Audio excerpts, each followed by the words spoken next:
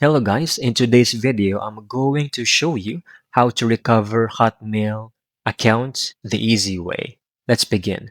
First, open your browser and head to the Outlook login page, which is this. Then click on sign in right over here. Enter your Hotmail email address carefully and then click on next. Now here comes the important part. On the password page, click on forget your password. This will launch the recovery process.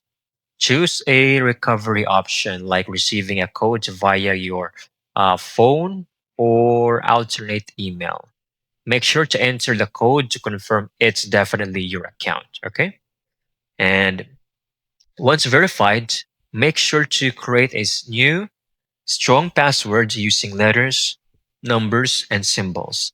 Then log in again with your new credentials and make sure your password is something you can easily remember. All right. And consider adding a two-factor authentication for an extra layer of security. That's it. You've successfully recovered your Hotmail account. I hope you found this video very helpful.